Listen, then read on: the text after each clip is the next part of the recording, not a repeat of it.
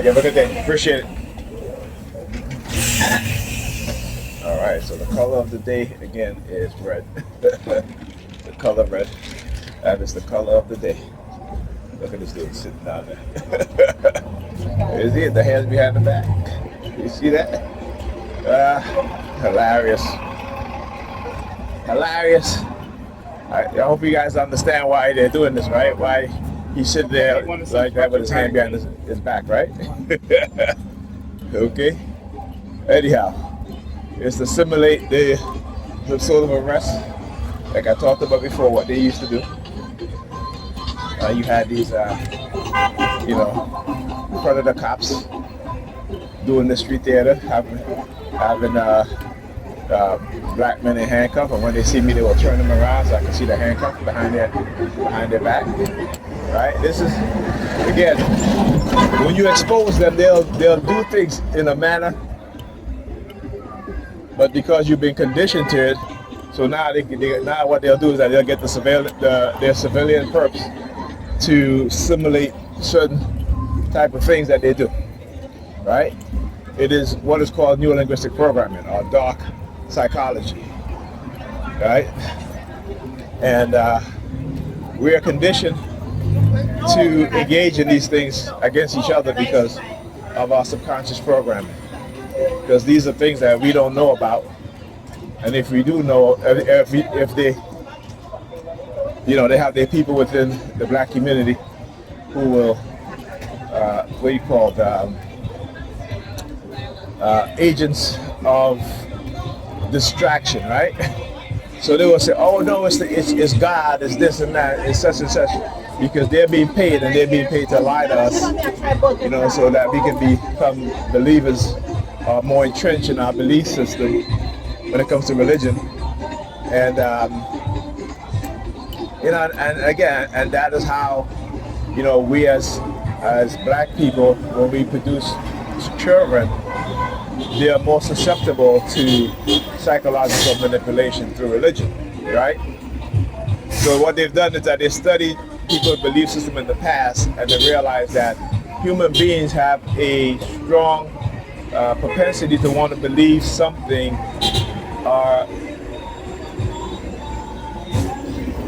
beyond, what the Europeans term that they call it supernatural or mystical.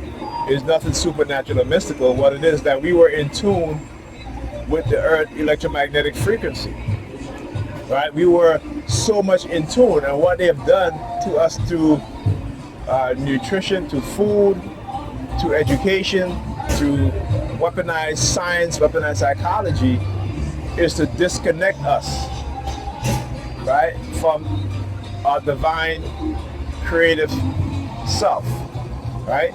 We are creative still as a people, but our divinity has been taken away from us. And when I say our divinity in terms of understanding and interacting with nature, the earth, right? Everything that grows in the earth, right, is for a reason.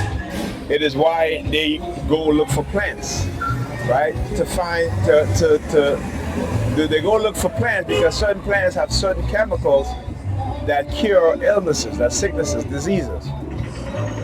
So, whereas, your grandmother, if you're from the South, or you're from the Caribbean, or you're from Africa, you may get sick, and your grandmother would be like, go in the backyard and get this bush, come back, she boil it, she drink it, or she make it into a paste, and so forth, and you feel better, right? See, back in Europe, from the 4th century up until the 1800s, if you're a woman and your matriarch passed down that knowledge to you, they will call you a witch, and they will literally burn you at the stake, or they will torture you, right?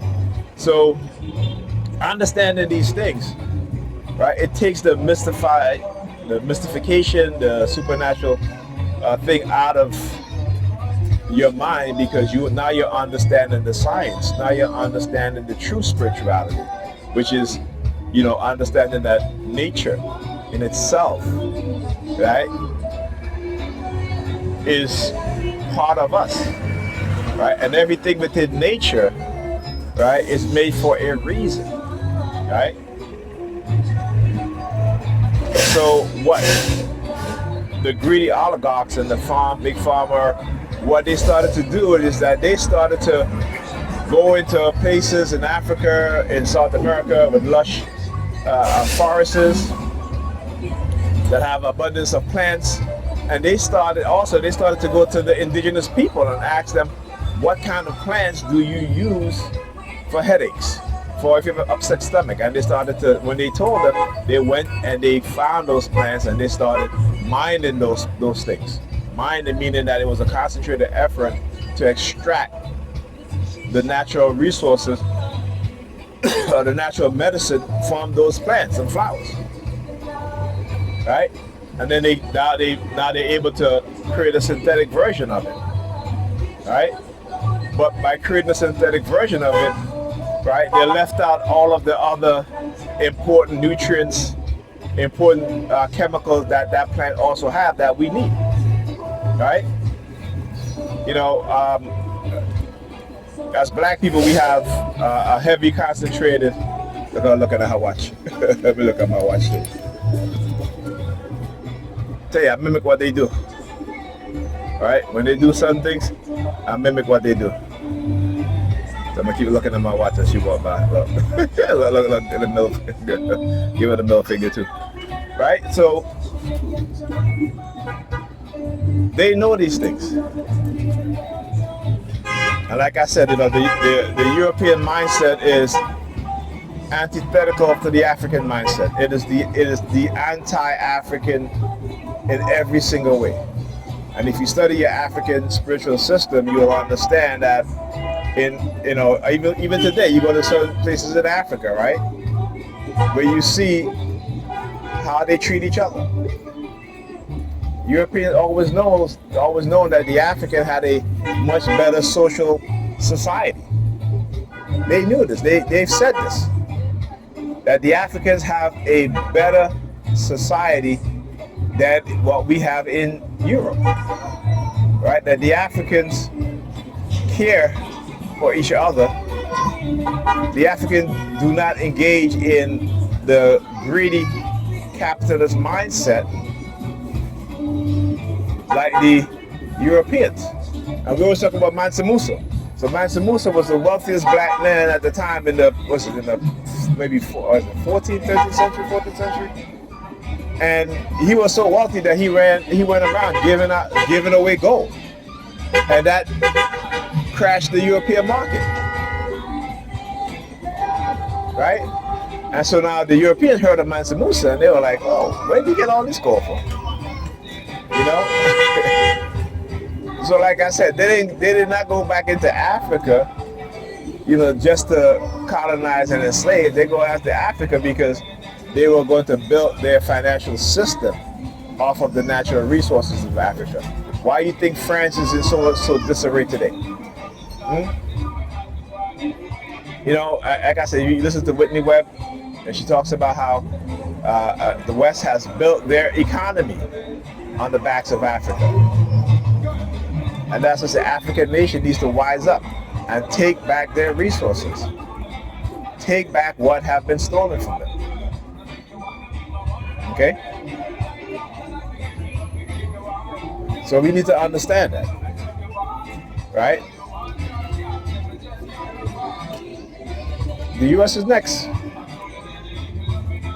This is why they're coming up with new markets of profit. As I was talking to, I was listening to a new episode of Whitney Webb, and she was talking about this is what they do, right? They create a new market for profit, right, off of failing existing market, right? And those are short-term markets, but the wealth gain from those markets is extraordinary. Okay, and then you get a market crash. So we're going to get a second housing market crash also, right? But people not listening.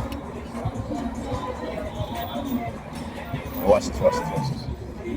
Watch this. You know, I got these nigga peons in there, like, you know, nigga peons. Watch this, watch this. Go up, young man. Let the lady go. Alright. Go ahead now. You want to go? Go ahead. Go ahead if you want to go. Go ahead. Oh, you want to? Go ahead. Gotta teach these young brothers to have some respect for these older women, you know?